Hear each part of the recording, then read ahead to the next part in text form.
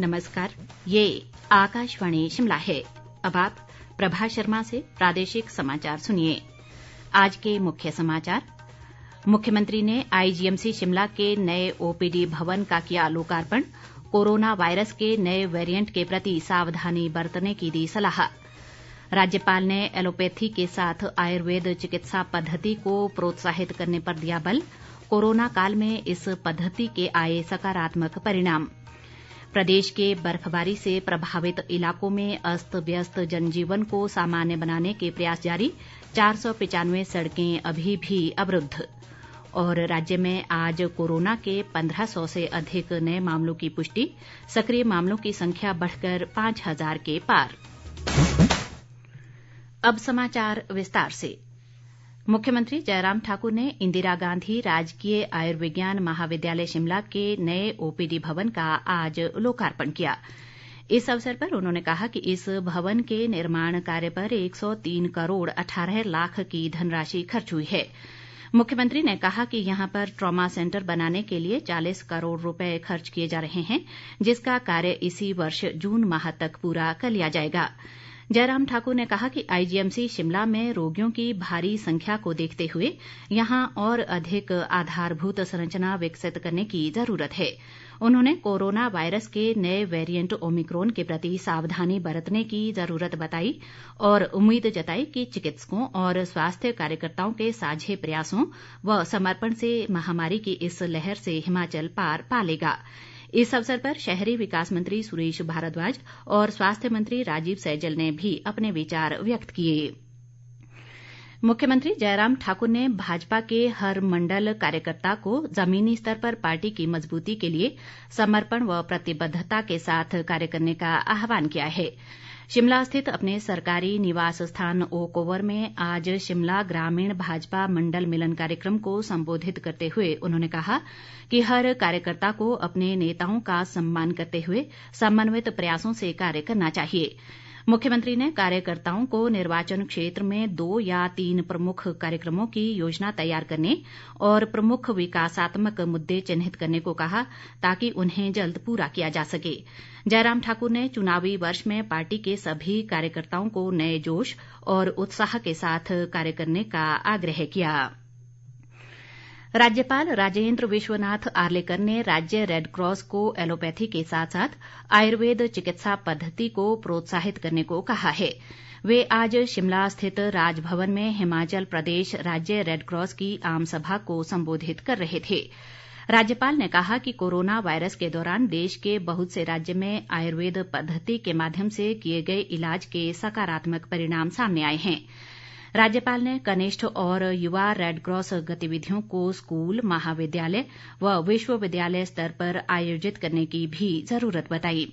इस दौरान स्वास्थ्य मंत्री राजीव सैजल ने रेडक्रॉस गतिविधियों के विस्तारीकरण पर बल दिया। भारतीय रेडक्रॉस की राष्ट्रीय प्रबंधन इकाई की सदस्य व अस्पताल कल्याण समिति की अध्यक्षा डॉक्टर साधना ठाकुर ने विशेष रूप से सक्षम बच्चों के लिए शिविर और उपमंडल स्तर पर रेडक्रॉस मेलों का आयोजन करने पर बल दिया। सामाजिक न्याय व अधिकारिता मंत्री सरवीण चौधरी ने कहा है कि प्रदेश में बेहतर स्वास्थ्य सुविधाएं उपलब्ध करवाने के लिए मौजूदा वित्त वर्ष में 3016 करोड़ रुपए खर्च किए जा रहे हैं। वे आज शाहपुर विधानसभा क्षेत्र के कयारी में 28.5 लाख रुपए की लागत से बने हेल्थ एंड वेलनेस सेंटर के उद्घाटन के बाद एक जनसभा को संबोधित कर रही थी। सरवीण चौधरी ने कहा कि स्वास्थ्य सुविधाओं को पंचायत स्तर तक बेहतर करने के लिए कई कदम उठाए जा रहे हैं। उन्होंने क्षेत्र के 10 महिला मंडलों को अपनी ऐच्छिक निधि से 10-10 हजार रुपए के चेक भी वितरित किए। ग्रामीण विकास व पंचायती राज मंत्री वीरेंद्र कंवर ने कहा है कि थानाकलां अस्पताल में टेलीमेडिसिन सुविधाओं का लोग लाभ ले सकते हैं। उन्होंने बताया कि थानाकलां में एम्स बिलासपुर और पीजीआई चंडीगढ़ के विशेषज्ञ डॉक्टर अपनी सेवाएं दे रहे हैं। वीरेंद्र कंवर ने कहा कि जो मरीज नियमित चेकअप के लिए पीजीआई चंडीगढ़ जाते हैं वे भी थानाकलां अस्पताल में टेलीमेडिसिन सुविधा का लाभ ले सकते हैं।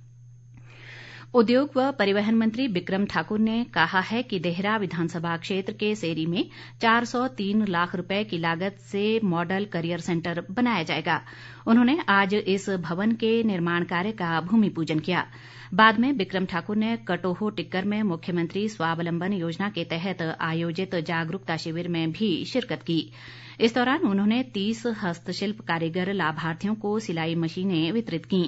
राज्य वित्त आयोग के अध्यक्ष सतपाल सत्ती भी इस अवसर पर मौजूद रहे। प्रदेश के अधिकांश भागों में आज दोपहर तक अच्छी धूप निकलने से लोगों ने कुछ राहत महसूस की, लेकिन कड़ाके की शीतलहर जारी है। जनजातीय इलाकों सहित शिमला जिला के ऊपरी इलाकों में बर्फबारी से प्रभावित जनजीवन को सामान्य बनाने के प्रयास युद्ध स्तर पर जारी हैं। राज्य आपदा प्राधिकरण की रिपोर्ट के अनुसार प्रदेश में अभी भी 495 सड़कें और 974 बिजली के ट्रांसफार्मर बंद पड़े हैं। लोक निर्माण विभाग, बिजली बोर्ड व जल शक्ति विभाग इन व्यवस्थाओं की बहाली के लिए युद्ध स्तर पर जुटे हैं। जनजातीय जिला लाहौल स्पीति में इन दिनों कड़ाके की ठंड पड़ रही है और दारचा, कोकसर व लोसर में तापमान 0 से नीचे 24 डिग्री तक पहुंच गया है। उधर किन्नौर जिले में पिछले 3 दिन में हुई बर्फबारी से बंद संपर्क मार्गों को खोलने का कार्य जारी है, जबकि राष्ट्रीय उच्च मार्ग 5 बहाल कर दिया गया है। शिमला जिला के ऊपरी इलाकों में हिमपात से बंद सड़कों को खोलने का कार्य जारी है। हालांकि कुछ मार्ग आवाजाही के लिए खुल गए हैं। मौसम विभाग ने आगामी 24 घंटों के दौरान मैदानी क्षेत्रों में मौसम साफ रहने, जबकि मध्य पर्वतीय व ऊंचाई वाले इलाकों में कुछ स्थानों पर वर्षा व हिमपात की संभावना जताई है। प्रदेश कांग्रेस अध्यक्ष कुलदीप राठौर ने प्रदेश में बर्फबारी से निपटने के लिए आपदा प्रबंधन को सुदृढ़ करने और बंद पड़ी सभी सड़कों को तुरंत बहाल करने की राज्य सरकार से मांग की है। शिमला से जारी एक बयान में उन्होंने कहा कि भारी बर्फबारी के कारण शिमला के ऊपरी इलाकों में जनजीवन को सामान्य करने की दिशा में प्रभावी कदम उठाए जाने चाहिए।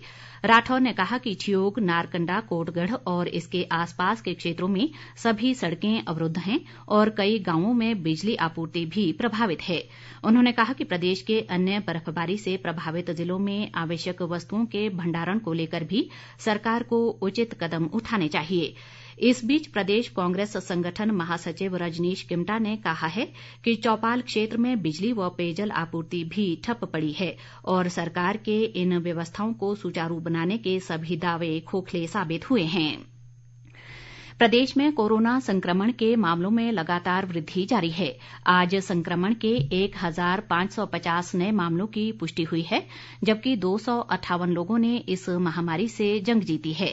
राज्य में कोरोना संक्रमण के सक्रिय मामलों की संख्या बढ़कर 5476 तक पहुंच गई है। हालांकि प्रदेश में आज इस महामारी से कोई मृत्यु नहीं हुई है।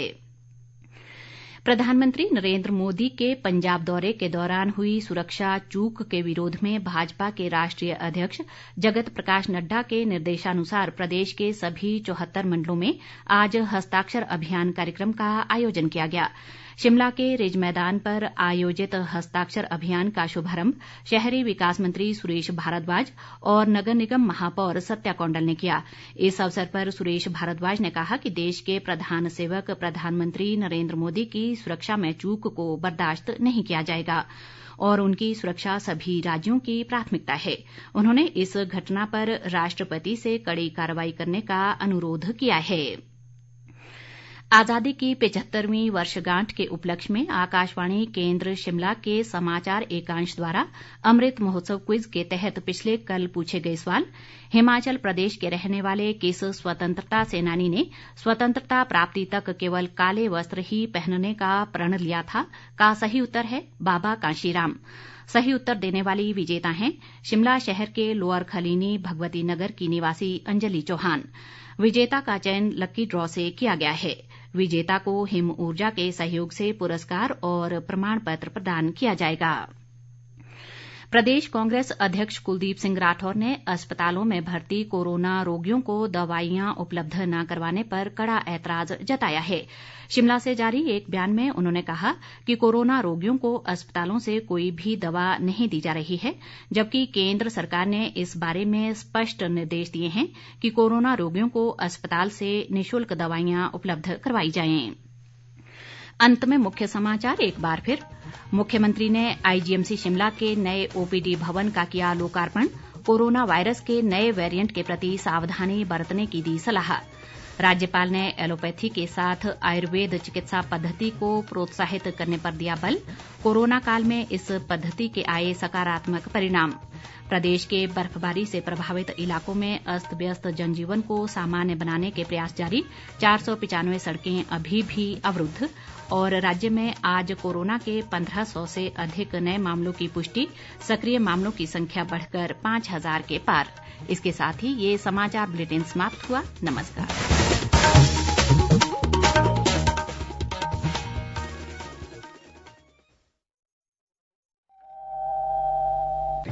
प्रधानमंत्री कुसुम योजना के तहत किसान 60% की सब्सिडी ले